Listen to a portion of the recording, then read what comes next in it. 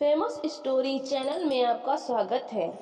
आइए आज हम आपको सुनाते हैं हास्य प्रधान कहानी तुम कब जाओगे अतिथि। शरद जोशी की कहानी है।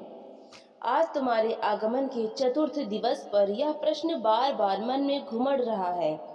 तुम कब जाओगे अतिथि। तुम जहाँ बैठे निसंकोच सिगरेट का धुआं फेंक रहे हो, उसके ठीक सामने एक कैलेंडर है, देख रहे हो ना। इसकी तारीखें अपनी सीमा में नम्रता से फड़फड़ाती रहती हैं। विगत 2 दिनों से मैं तुम्हें दिखाकर तारीखें बदल रहा हूँ। तुम जानते हो, अगर तुम्हें हिसाब लगाना आता है कि यह चौथा दिन है, तो तुम्हारे सतित आतिथ्य का चौथा भारी दिन पर तुम्हारे जाने की कोई संभावना प्रतीत नहीं होती। लाखों मील लंबी यात्रा करने के बाद वे दोनों एस्ट्रोनॉट्स भी इतने समय चांद पर नहीं रुके थे जितने समय तुम एक छोटी सी यात्रा कर मेरे घर आए हो। तुम अपने भारी चरण कमलों की छाप मेरी जमीन पर अंकित कर चुके।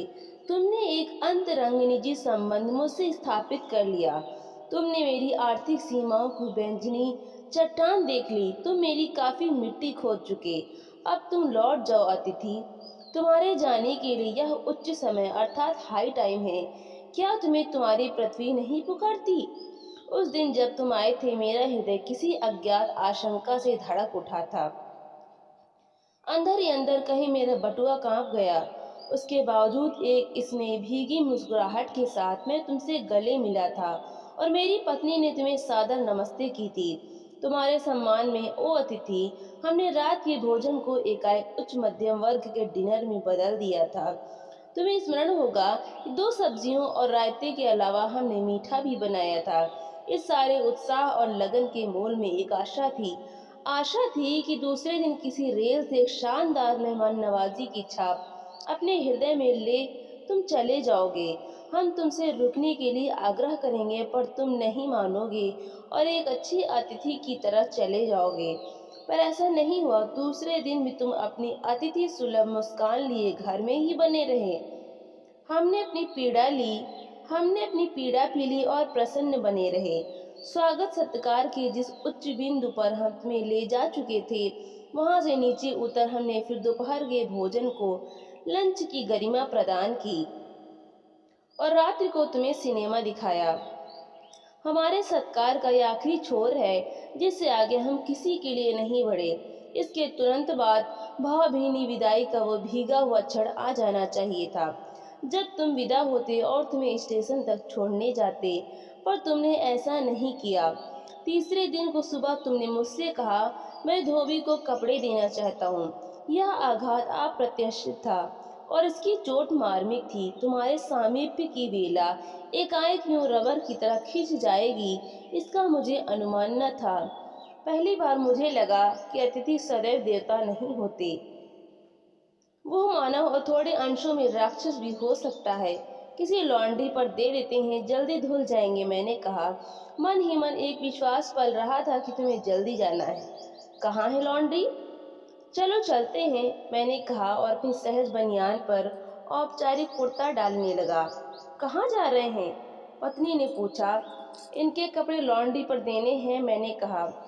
मेरी पत्नी की आंखें एकाएक बड़ी बड़ी हो गईं। आज से कुछ बरस पूर्व उनकी ऐसी आंखें देख मैंने अपने अकेलेपन की यात्रा समाप्त कर बिस्तर खोल दिया था। पर अब जब वे ही आंखें बड़ी होती हैं तो मन छोटा होने लगता है। वे इस आशंका और भय से बड़ी हुई थी कि अतिथि अधिक दिनों तक ठहरेगा, और आशंका निर्मूल नहीं थी। अतिथि, तुम जा नहीं रहे। लॉन्ड्री पर दिए कपड़े धुलकर आ गए और तुम यहीं हो। तुम्हारे भरकम शरीर से सलवटी पड़ी चादर बदली जा चुकी और तुम यहीं हो। तुम्हें देखकर फूट पड़ने वाली मुस्कुराहट धीरे धीरे फीकी पड़कर अब लुप्त हो गई है। ठहाकों के रंगीन गुब्बारे जो कल तक इस कमरे के आकाश में उड़ते थे, अब दिखाई नहीं पड़ते। बातचीत की उछलती हुई गेंद चर्चा के क्षेत्र के सभी कोनलों से ठप्पे खाकर फिर सेंटर में आकर चुप पड़ी है। अब इसे ना तुम हिला रहे हो न मैं। कल से मैं उपन्यास पढ़ रहा हूँ और तुम फिल्मी पत्रिका के पन्ने पलट रहे हो। शब्दों का लेन देन मिट गया और चर्चा के विषय चुक गए। परिवार, बच्चे, नौकरी, फिल्म, राजनीति, रिश्तेदारी, तबादले, पुराने दोस्त, परिवार नियोजन, महंगाई, साहित्य और यहाँ तक कि आंख मार मार कर हमने पुरानी प्रेमिकाओं का भी जिक्र कर लिया और अब एक चुप्पी है। सौहार्द अब शनैः शनैः बोरियत में रूपांतरित हो रहा है। भावनाएं गालियों का स्वरूप ग्रहण कर रही हैं, पर तुम जान नहीं रहे किस उद्देश्य इस गोंद से तुम्हारा व्यक्तित्व यहाँ चिपक गया है। मैं इस भेद को परिवार नहीं समझ पा रहा हूँ। बार बार यह प्रश्न उठ रहा है, तुम कब जाओगे अतिथि? कल पत्नी ने धीरे से पूछा था, कब तक टिकेंगे ये? मैंने कंधे उचका दिए, क्या कह सकता हूँ। मैं तो आज खिचड़ी बना रही हूँ, हल्की रहेगी, बनाओ। सत्कार की ऊष्मा समाप्त हो रही थी। डिनर से चले थे, खिचड़ी पर आ गए। अब भी अगर तुम अपने बिस्तर को गोलाकार रूप नहीं प्रदान करते तो हमें उपवास तक जाना होगा। तुम्हारे मेरे संबंध एक संक्रमण के दौर से गुजर रहे हैं। तुम्हारे जाने का यह चरम क्षण है। तुम जाओ ना अतिथि। तुम्हें यहाँ अच्छा लग रहा है ना? मैं जानता हूँ दूसरों के यहाँ अच्छा लगता है। अगर बस चलता तो सभी लोग दूसरे के यहाँ रहते, पर ऐसा नहीं हो सकता। अपने घर की महत्ता के गीत इसी कारण गाए गए हैं। होम को इसी कारण स्वीट होम कहा गया है कि लोग दूसरे की होम की स्वीटनेस को काटने ना दौड़ें। तुम्हें यह अच्छा लग रहा है, पर सोचो प्रिय कि शराफत भी कोई चीज होती है और गेट आउट भी एक वाक्य है जो बोला जा सकता है। अपने खर्राटों से एक और रात गुंजायमान करने के बाद कल जो किरण तुम्हारे बिस्तर पर आएगी वो तुम्हारे यहाँ आगमन के बाद पहुंचे सूर्य की परिचित किरण होगी।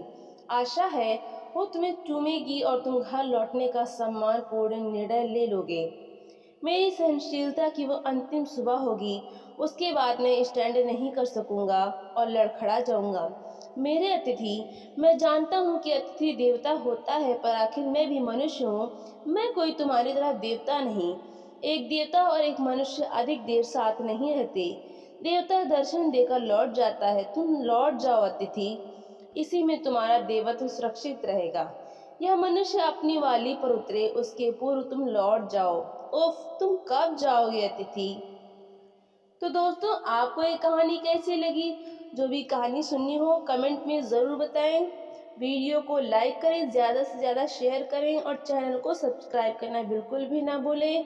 तो मिलते हैं हम अगली नई कहानी के साथ। बहुत बहुत धन्यवाद।